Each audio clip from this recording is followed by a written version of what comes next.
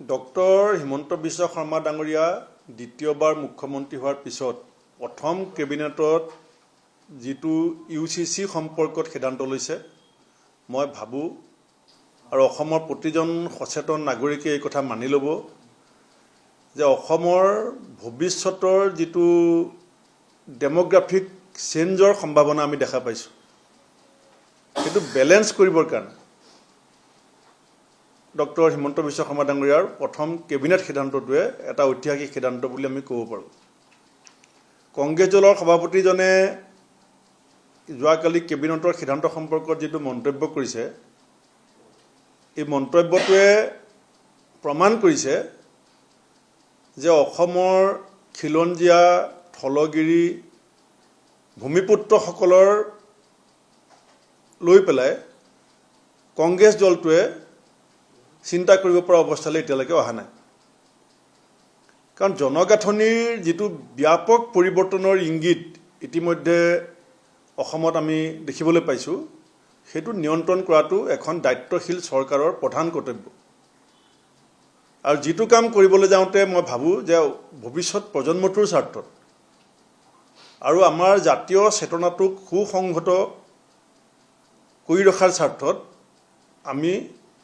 মুখ্যমন্ত্ৰীগৰাকীৰ এই সিদ্ধান্তটোক সকলোৱে সমৰ্থন কৰিব লাগে কিন্তু তাৰ পৰিৱৰ্তে APCCৰ প্ৰেছিডেণ্টজনে যিকেইটা কথা কৈছে মই আগতে সেইকাৰণে কৈছিলোঁ যে তেওঁ অকল দলটোৰ ফেচ হিচাপে আছে তেওঁৰ যিজন ৰাজনৈতিক গুৰু তেওঁ লিখি দিয়া স্ক্ৰিপ্ট যেতিয়া পঢ়িব তেতিয়া ক্ৰমাগতভাৱে কংগ্ৰেছ দলটো খিলঞ্জীয়া ভূমিপুত্ৰ থলগিৰি ৰাইজৰ পৰা দূৰলৈ গৈ থাকিব আৰু সেইটোৱে শেহতীয়া তেওঁৰ যিটো UCC সম্পৰ্কত প্ৰতিক্ৰিয়া সেইটো প্ৰতিফলিত হৈছে কালি তেওঁ কৈছে যে এইটো মানে মুখ্যমন্ত্ৰীয়ে এইটো আনি মানে ভাগ ভাগ কৰিব বিচাৰিছে মানে প্ৰথম শ্ৰেণী দ্বিতীয় শ্ৰেণী এটা বিভাজন আনিব বিচাৰিছে গতিকে কংগ্ৰেছ দলে কেতিয়াও বিভাজন নিবিচাৰে বুলি তেওঁ এটা যুক্তি দিছে সেই যুক্তিটোক লৈ কি ক'ব প্ৰথম কথা তেওঁ এই কথাকেইটা কোৱাৰ আগত ভাবিব লাগিছিলে যে অসমৰ খিলঞ্জীয়া থলগিৰি ভূমিপুত্ৰসকলক সম্পৰ্কত কংগ্ৰেছ দলৰ বৰ্তমান স্থিতিটো কি যিসকল আমি ভূমিপুত্ৰ বুলি কওঁ সেইসকলৰ সম্পৰ্কত কংগ্ৰেছ দলৰ স্থিতি আৰু অন্যান্যসকলৰ সম্পৰ্কত কংগ্ৰেছ দলৰ স্থিতি সেইটো চবেই জানে কিন্তু কালি গৌৰৱ গগৈৰ শেহতীয়া মন্তব্যটো প্ৰমাণ কৰিলে যে গৌৰৱ গগৈৰ কাৰণে জাতি গুৰুত্বপূৰ্ণ নহয় গৌৰৱ গগৈৰ কাৰণে স্বজাতি আৰু স্বদেশ গুৰুত্বপূৰ্ণ নহয় গৌৰৱ গগৈৰ কাৰণে গুৰুত্বপূৰ্ণ হৈছে তেওঁৰ নেতাজনে লিখি দিয়া স্ক্ৰিপ্টখন আৰু তেওঁৰ যিটো ৰাজনৈতিক যিটো সুৰক্ষা এতিয়া নগাঁও উপনিৰ্বাচনক কেন্দ্ৰ কৰি কথাবিলাক কৈ আছে জাতিৰ ভৱিষ্যতক লৈ চিন্তিত নহয়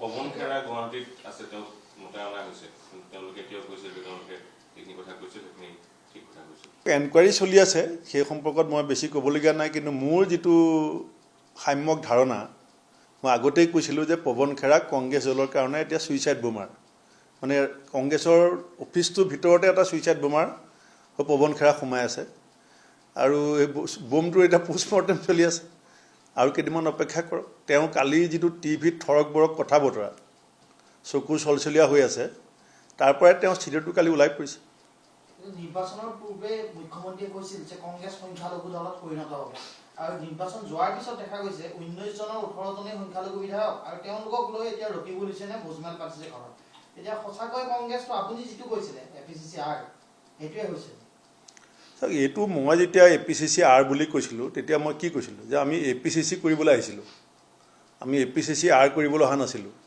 আৰু এতিয়া কংগ্ৰেছত সেইসকলে থাকিব যিসকলে APCC R কৰিবৰ কাৰণে মানসিকভাৱে প্ৰস্তুত আৰু এতিয়া বিশেষকৈ যিকেইটা দলে কংগ্ৰেছৰ সৈতে এলায়েন্স কৰিছিলে তেওঁলোকেও নিশ্চয় এতিয়া পুনৰ চিন্তা কৰিব যে কংগ্ৰেছ দলৰ UCC সম্পৰ্কত স্থিতিয়ে কওক বা অসমৰ ৰাইজে বিধানসভাত দিয়া ৰায়দানটোৱে কওক এই দলটোৱে কোনফালে গৈ আছে আৰু কালি পুনৰবাৰ গৌৰৱ গগৈ প্ৰমাণ কৰিলে যে তেওঁ যে কেৱল মাত্ৰ দলটোৰ মুখপাত্ৰ তেওঁ যে জাতীয় জীৱনৰ আমাৰ যিটো চেতনা সেইটোক লৈ যে ভৱিষ্যত কোনো চিন্তিত নহয় এনেকুৱা কংগ্ৰেছ সভাপতি আগতে কেতিয়াবা দেখিছিলে নেকি যে কেৱল ভোট বেংক পলিটিক্স কৰি থাকিব স্বজাতি আৰু স্বদেশৰ কাৰণে কোনো দায়বদ্ধতা নাই কোনো দায়িত্ব নাই খিলঞ্জীয়া থলগিৰি ভূমিপুত্ৰসকলে কি ভাবিব দলটোৰ ওপৰত সেই সম্পৰ্কত একো ভাবিবলৈ আজৰি নাই, কেৱল স্ক্ৰিপ্ট ৰিডিং কৰি আছে।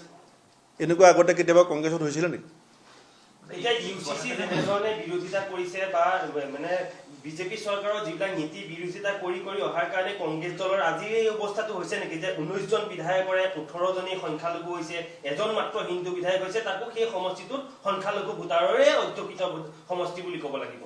চাওক, বিজেপি দলটোক বা চৰকাৰখনক বিৰোধীয়ে সমালোচনা কৰাটোত কোনো আপত্তি নকৰে, কিন্তু আপুনি সমালোচনা কৰিবলৈ যাওঁতে এইটো চাব লাগিব যে জাতিটোৱে কি ভাবি আছে। আপুনি জাতিটোৰ হৃদস্পন্দনটোক অনুভৱ কৰি পেলাই আপুনি জাতিৰ কণ্ঠ হ'ব পাৰিছে নাই পৰা? যদি আপুনি কেৱল কিছু চিলেক্টিভ মানুহৰ কণ্ঠ হ'বলৈ চেষ্টা কৰে, তেতিয়া জাতি আপোনাৰ লগত কিয় থাকিব? আপুনি কেৱল এতিয়া যদি নগাঁও উপ নিৰ্বাচনক কেন্দ্ৰ কৰি পেলাই এটা দলৰ সভাপতিজনে কথা কৈ থাকে, ৰাইজৰ মাজতো ৰাজনীতি বুজি পোৱা যথেষ্ট সচেতন ব্যক্তি আছে, তেওঁলোকে কথাবিলাক চাই আছে, আৰু সেইকাৰণেই আজি দলটোৰ এই অৱস্থালৈ গৈ আছে। আৰু যিটো দলে ইমান ডাঙৰ এটা মেণ্ডেট NDAক অসমৰ ৰাইজে দিয়াৰ পাছত EVMক দোষাৰোপ কৰে, কাৰণ আপোনালোকে ভাবে নেকি যে দলটোৱে কেতিয়াবা আত্মসমালোচনা কৰিব বুলি, দলটোৱে কেতিয়াবা আত্মসংশোধনী কৰিব বুলি? এতিয়া মই দলটো ত্যাগ কৰাৰ বিষয়টোক তেওঁলোকে যিধৰণে উপলুঙাৰে চালে, সেই উপলুঙাখিনিৰ লগত যদি উত্তৰ অসমৰ বা উজনি অসমৰ ৰিজাল্টটোক পৰ্যালোচনা কৰিলেহেঁতেন, তেতিয়া আপুনি ক'ব পাৰিলেন যে দলটোৰ মাজত কিছু আত্মসমালোচনা আত্মমন্থন আৰম্ভ হৈছে। সভাপতিজনে কৈ দিলে যে EVMত মানে বেটেৰী শেষ হৈ গ'ল, গতিকে NDA মানে মেজৰিটি পাই গ'ল, আৰু ধুবুৰীত বেটেৰী ঠিকে থাকিলে, সেইকাৰণে তাত একচিটিয়া ৰিজাল্ট হৈ গ'ল। মোৰ সমষ্টিতে এটা পঞ্চায়তত বেটেৰী ঠিক থাকিলে, তাত মই 1% ভোট পাইছোঁ, 1%ও পোৱা নাই। বাকীবিলাক চেণ্টাৰত ভোট EVMৰ বেটেৰীটো বেয়া হৈ গ'ল। আপুনি মানসিকতাটো চাওক যে দলটো কোনফালে লৈ যাব। সেইকাৰণে মই যেতিয়া কওঁ, বহুত মানুহে মোক কয় যে ভূপেন বৰাই অলপ বেছি কৈ আছে, যেতিয়া অপৰিপক্ক আৰু স্বজাতি বিৰোধী মানুহৰ হাতত যেতিয়া এটা দলৰ নেতৃত্ব কৰিব, যিটো মই আগতে কৈছোঁ যে আহোমৰ 600 বছৰীয়া গৌৰৱোজ্জ্বল ইতিহাস, লৰা ৰজাৰ সময়ত যেনেকৈ অধপতন ঘটিছিলে, এতিয়া কংগ্ৰেছ দলটো সেই পৰ্যায়লৈকে গৈ আছে, আৰু কালিৰে পৰা সেইটো আৰু জোৰছে আৰম্ভ হৈছে।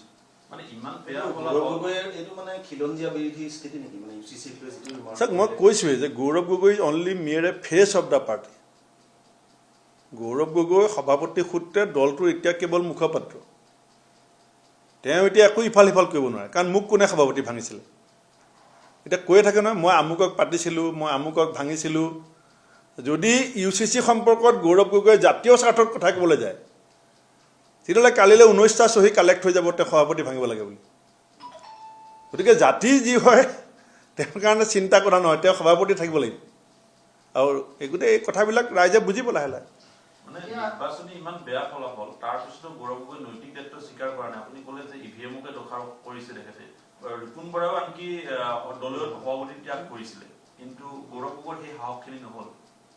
ৰিপুণ বৰাৰ সময়ততো প্ৰায় 50খন আসন পাইছিলে, 51খন আসন ৰিপুণ বৰা ডাঙৰীয়া সময়ত পাইছিলে। গতিকে সেইটো আপোনালোকে সেইখিনিলৈকে যাবই নালাগে। এতিয়া এই দলটোৰ হৰ্তা কৰ্তা বিধতা কোন? বিধায়কসকল গৈ গোট খাব লাগিছিলে ক'ত আৰু গোট খাইছে ক'ত? দুবাৰকৈ বিৰোধী দলৰ পৰে দেৱব্ৰত শইকীয়া ডাঙৰীয়া, তেওঁক কোনোবা এজন বিধায়কে লগ পোৱা দেখিছে নেকি? প্ৰদেশ কংগ্ৰেছৰ সভাপতি ঘৰত কোনোবা এজন বিধায়ক যোৱা দেখিছে নেকি? এতিয়া মই যদি কংগ্ৰেছৰ পৰা জিকিলোহেঁতেন, মই ভোজমেললৈ যাবলগীয়া হ'লহেঁতেন কথা আপুনি। আৰু এই ভোজমেলটোত যোৱাৰ কোনো ইচ্ছা নাছিল কাৰণেই দলৰ পৰা ওলাইছোঁ।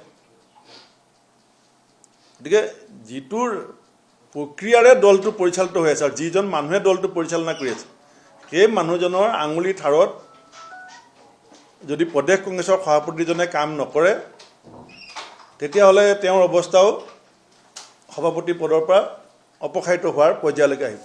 মানে কংগ্ৰেছৰ এতিয়া ভাল বুলিবলৈ বা তেওঁলোক ক্ষমতালৈ, কাৰণ কংগ্ৰেছ দলটো নিশ্চিন্ন হৈ যোৱাটো আপুনিও হয়তো নিবিচাৰিব, গতিকে তেওঁলোক পাৱাৰলৈ আহিবলৈ কৰিবলৈকে কি আছে বুলি ভাবে? আপুনি বিভিন্ন দলৰ মাজত থাকি পৰামৰ্শ দিছিলে বা আপুনি সংগঠনো শক্তিশালী কৰিছিলে, গতিকে কংগ্ৰেছৰ এই তথৈবচ অৱস্থাটোৰ পৰা তেওঁলোকে মেৰামতি কৰি উন্নীত কৰিবলৈ কি কৰিবলগীয়া আছে বুলি ভাবে?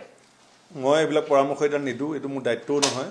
কিন্তু আপোনালোকে যদি অকণমান পিছলৈ যায় দেখিব যে যিজন সভাপতিয়ে দলৰ প্ৰাথমিক সদস্য পদ গ্ৰহণ নকৰা মানুহ এজনক বিহালী উপ নিৰ্বাচনত টিকেট দিব পাৰে, এই দলটোৰ সংস্কৃতিটো অপসংস্কৃতিলৈ কোনে পৰিৱৰ্তন কৰিলে? প্ৰাথমিক সদস্য গ্ৰহণ নকৰা বেলেগ দলৰ মানুহ এজনক টিকেট দিয়াৰ পাছত টিকেট পাইছে বিশ্বনাথ জিলাত, টিকেট দিছে গুৱাহাটীত আৰু জইন কৰিছে তেজপুৰত। গতিকে এই যিটো মতালি,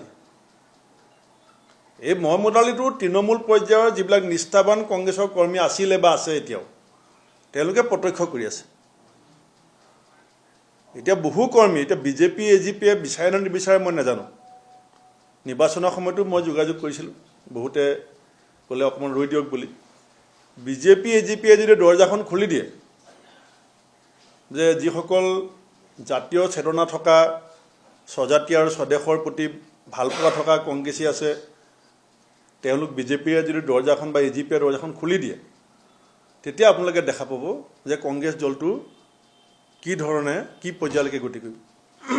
আগতে কংগ্ৰেছৰ এটা অভিযোগ আছিলে যে দলীয় টিকটৰ কাৰণে টকাৰ লেনদেন হয়। এইবাৰ সেই কথাখিনি ইমান ডাঙৰকৈ স্পষ্টভাৱে প্ৰকাশ নহ'ল বা অভিযোগ তেনেকুৱা অহা নাই। ক'ৰবাত কিবা এই কথা এইবাৰতো আপোনাক মই এতিয়া কৈয়ে দিওঁ, গোলাঘাট নগাঁও জিলাৰ দুটা সমষ্টিত কেণ্ডিডেট ধৰি আনি পেলাই খেল বুলি ক'বলগীয়া হৈছে। মোৰ ঘৰলৈকে আহিছিলে এই যিজনে আমাৰ গোলাঘাট, মই নামবিলাক নকওঁ আৰু, মানে মই সুধিছোঁ যে তুমি কেনেকৈ খেলিলা, তুমি কেনেকৈ টিকেট পালা? কৈছে মই টিকেট বিচৰাও নাই, খেলিবলৈ ইচ্ছা নাই, মোক ধৰি আনি পেলাই টিকেট দিছে। গতিকে যিটো পৰ্যায়লৈকে দলটো লৈ যোৱা হ'ল, বহুত মানুহে পূৰ্বানুমান কৰিব পাৰিছিলে, খেলিবলৈ ইচ্ছা নাছিলে। আপুনি ব্যৱধানবিলাক চাওক সমষ্টিবিলাকৰ। বিজেপি জিকাটো বা এজিপি জিকাৰো ডাঙৰ কথা নহয়। এনেকুৱা ব্যৱধানটো 2021 চনত হোৱা নাছিলে। 2021 চনৰ ব্যৱধানটো ইমান ডাঙৰ কেনেকৈ হ'ল? আনকি যোৰহাট পাৰ্লিয়ামেণ্টত 24 চনত, ডেৰ বছৰ আগত 1.5 লাখ ভোটত যেতিয়া মই সভাপতি আছিলোঁ, কংগ্ৰেছ জিকিছিলে, তেতিয়া মোৰ নামটোৱে নোলালে। এতিয়া সেই যিজন মানুহৰ নামত যোৰহাট জিকিলে বুলি ক'লে 1.5 লাখ ভোটত, তেতিয়া কংগ্ৰেছ দলৰ কোনো নাম নাই, কংগ্ৰেছ দলৰ সভাপতিৰ কোনো নাম নাই। এতিয়া যেতিয়া হাৰিলে তেতিয়া চবেই ক'লে যে সভাপতি হাৰিছে। আৰু যেতিয়া জিকিছিলে যোৰহাটত, তেতিয়া সভাপতিৰ কথা ওলাইছিল নেকি যে ভূপেন বৰাৰ কিবা অৱদান আছে? এই দলটোত সংস্কাৰ আনিবৰ কাৰণে, এই দলটো অসমৰ মানুহৰ মাজলৈ নিবৰ কাৰণে প্ৰথম মই ARDF আৰু কংগ্ৰেছৰ এলায়েন্সটো ভংগ কৰিছিলোঁ। এই দলটো অসমীয়া মানুহৰ মাজলৈ নিবৰ কাৰণে মাজুলী উপ নিৰ্বাচনত ৰাইজৰ দল আৰু এজিপিৰ সৈতে একেলগে ইলেকশ্যন খেলিছিলোঁ। কাঠাৰ ডাঙৰীয়াক, লুইন গগৈ ডাঙৰীয়া, অখিল গগৈ ডাঙৰীয়াক দলটোৰ কাষত আনি বহাইছিলোঁ। আৰু এজন মাটি বেপাৰী টিকেট দিবলৈ যাওঁতে আপোনালোকৰ সংবাদ মাধ্যমতে এই হেডলাইন হৈছিল, কিয় টিকেট পাইছিলে বিহালীত। আৰু যেতিয়া মই CPIMLক বিহালীত টিকেট দিবলৈ ক'লোঁ, তেতিয়া জিতেন্দ্ৰ সিং গৌৰৱ গগৈ নেমানে। এতিয়া কিয় দিলে CPIMLক বিহালীত? কেণ্ডিডেট নাই কাৰণে। কি অৱস্থালৈ দলটো গৈ আছে, এতিয়া লাহে লাহে ওলাব কথাবিলাক। এতিয়া ৰকিবুল হুছেইনৰ কথা আপুনি কৈছে, ৰকিবুলৰ মানে কংগ্ৰেছৰ বিষয়টো লৈ, কিন্তু ৰকিবুল হুছেইনে কৈছে যে আপোনাক সভাপতিৰ আসনত তেওঁৱে বহুৱাইছিলে। সেইটো পাই আপুনি অনুমান কৰক। মই ভাবোঁ মোক সভাপতি পাতিছিলে ৰাহুল গান্ধীয়ে। এতিয়া ৰকিবুল হুছেইনৰ ইমান দুঃসাহস হৈ গ'ল যে অসমৰ জাতীয় সম্পদ গড় হত্যাৰ কলংকৰে কলংকিত মানুহজনে কংগ্ৰেছ দলত সভাপতি পাতিব পাৰোঁ, সভাপতি ভাঙিব পাৰোঁ বুলি যেতিয়া কৈ থাকিব, তেতিয়াহ'লে ইয়াত ৰাহুল গান্ধীৰ শক্তিটো কোনে পাই আছে? কথাটো আপোনালোকে এই কথাটো ক'বলৈ গৈ দলটোক ক'লৈ লৈ গৈছে যে মই সভাপতি পাতোঁ, মই সভাপতি ভাঙোঁ। আৰু সেইকাৰণে মই কৈ আছোঁ যে গৌৰৱ গগৈ স্ক্ৰিপ্ট পঢ়িব লাগিব। যদি স্ক্ৰিপ্ট নপঢ়ে কালিলৈ 19টা ছিগনেচাৰ কালেকশ্যন যে হ'ব সেইটো ডাইনিং টেবুলত দেখুৱাই দিছে যে ঠিকমতে চলিবা মই যি কম শুনিবা নহ'লে চোৱা মোৰ টেবুলত 19টা চহী কালিলৈ কালেক্ট কৰি দিম যেনেকৈ ভূপেন বৰাৰ বিৰুদ্ধে কৰিছিলোঁ গতিকে তেওঁ এতিয়া জাতিৰ পক্ষত থাকিব নে সভাপতি চকীখনৰ পক্ষত থাকিব তেওঁ সিদ্ধান্ত লৈ লৈছে কালি আপোনালোকে সেই সিদ্ধান্তটো গম পাইছে হ'ব চাওক চব কথা আপোনালোকে জানে কিন্তু সংবাদ মাধ্যমৰ গৌৰৱ গগৈৰ প্ৰতি এটা অহৈতুকী প্ৰেম আছে কিন্তু মই এই কথা আজি ক'ম আজিৰ পৰা 10 বছৰ পাছত এইটো সত্য প্ৰমাণিত হ'ব যে জাতিয়ে স্বদেশ প্ৰেমৰ প্ৰতি সন্দেহৰ আৱৰ্তত থকা কোনো নেতাক কেতিয়াও গ্ৰহণ নকৰে আৰু যোৰহাটৰ সমান সংস্কৃতিবান মানুহ যোৰহাট সংস্কৃতিৰ ৰাজধানী বুলি কয় এবছৰৰ ভিতৰত যোৰহাটবাসীৰ যিটো অনুশোচনা যোৰহাটবাসী যেনেকৈ অনুতপ্ত হৈছে অহা 6 এবছৰৰ ভিতৰত সমগ্ৰ অসমবাসীও সেই অনুশোচনা আৰু সেই অনুতপ্ত হ'ব আপোনাৰ নেতৃত্বত বিৰোধী ঐক্যৰ আপোনাৰ প্ৰচেষ্টাত গঠন হৈছিলে আৰু বিৰোধী ঐক্যৰ দল অখিল গগৈ গৈছে গৌৰৱ গগৈৰ স্বাৰ্থৰ দৃষ্টি ভঙাৰ মানে দৃষ্টি নাভাঙে আৰু সেইটো বাবে ৰাইজৰ মাজলৈ তেওঁ মানে বৰ্তমান সমৰ্থন যোৱা নাই মই মোৰ কাৰ্যকালটোত 22 বাৰ এৰেষ্ট হৈছোঁ 22 বাৰ আন্দোলন কৰি পেলাই আপোনালোকৰ চকুৰ সন্মুখত প্ৰত্যেকটো মই আন্দোলন আপোনালোকৰ ষ্টুডিঅ'ত আছে গৌৰৱ গগৈ সভাপতি হোৱাৰ পাছত কেইটামান ষ্টেটমেণ্ট দিয়া বাদ দি কোনটো আন্দোলন কৰিছিল কওক বিৰোধী ঐক্যক লগত লৈ পেলাই আমি 8টা আন্দোলন কৰিছোঁ বিভিন্ন বিষয়ত অখিল গগৈ যিটো কৈছে সেইটো আপোনালোকে নিজে বিশ্লেষণ কৰক যে কোনটো আন্দোলন কংগ্ৰেছ দলে কৰিলে মই সভাপতি হোৱাৰ পাছত কোনটো বিষয়ত আচ্ছা মন্ত্ৰী বিধায়কৰ কম পৰিমাণ হ্ৰাস কৰা হৈছে কালি কেবিনেটে এটা সিদ্ধান্ত লৈছে আপুনি কি ক'ব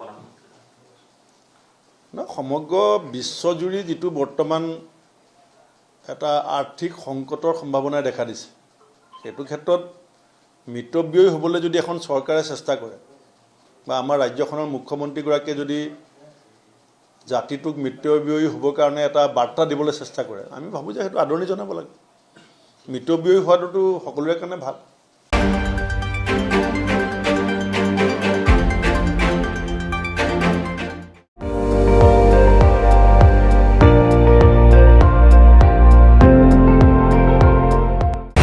আপুনি চাই আছে ND24 সৰ্বশ্ৰেষ্ঠ নহয় সৰ্বোত্তমৰ দৌৰত